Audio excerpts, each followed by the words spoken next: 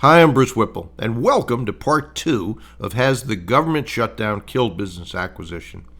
In part 1, which was a video I did yesterday, I explained what's happening with the SBA and how furloughed employees and frozen systems have put loan approvals on hold and created a growing backlog.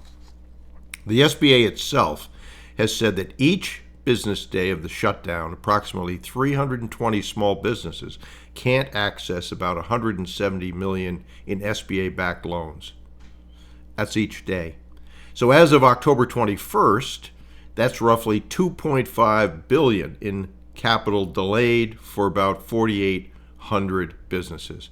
And since, as I record this, we're at October 31st, you can put 10 times another 170 million on top of that. Today I want to go a little deeper because while a lot of people see this as a roadblock, I see it as an opportunity.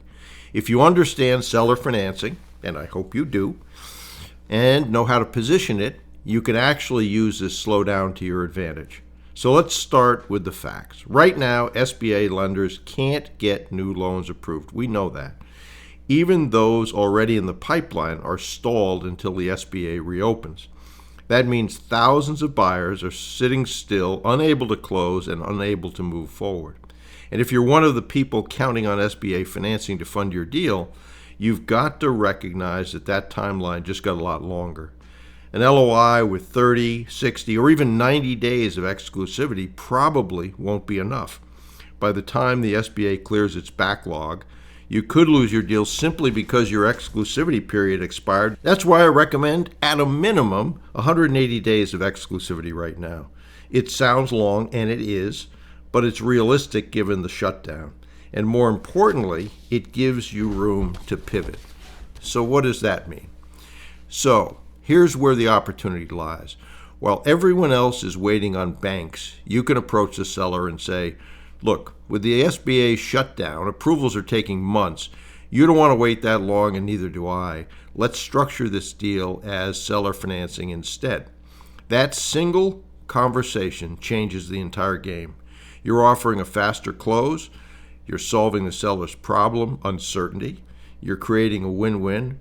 The seller usually gets a higher price and steady income as well, since they are the bank in that transaction. And you get the deal done while the competitors are stuck in limbo. Now, seller financing isn't right for every situation. If the seller has heavy debt, as I've said before, it's harder to make it work, if it can work at all. But for older owners who've paid off their businesses and value steady retirement income, it's really ideal. You have to believe that to be able to help sell it, however. It gives them security, income, and in many cases, better tax treatment than an all-cash sale. But that is a question their accountant should answer for them. Think about it this way. Most of the acquisition market, individuals, searchers, small buyers are on hold right now because their lenders can't move. If you can structure a deal creatively through seller financing, you're one of those few buyers who can still close. That makes you more credible. It makes you more attractive to sellers, and it gives you leverage to negotiate better terms. This is the moment where professionals separate themselves from the pack, or the bots, as I say. Amateurs will wait for Washington to reopen. Professionals will adapt and close anyway. So here's what I tell every mentee right now that's listening.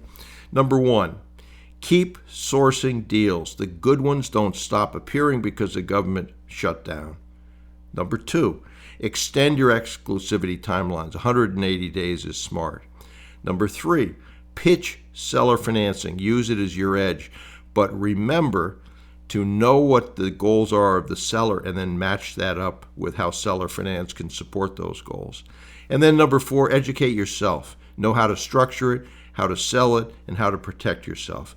If you don't already know how to do that, guess what? I created a complete course that walks through it step by step. You can find it on brucewhipple.com and just look for the courses and the Seller Finance Mastery program.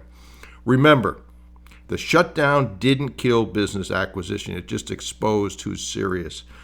The ones who adapt will win, and the ones who wait don't. Use it wisely, and as I've said for decades, never ask, never get.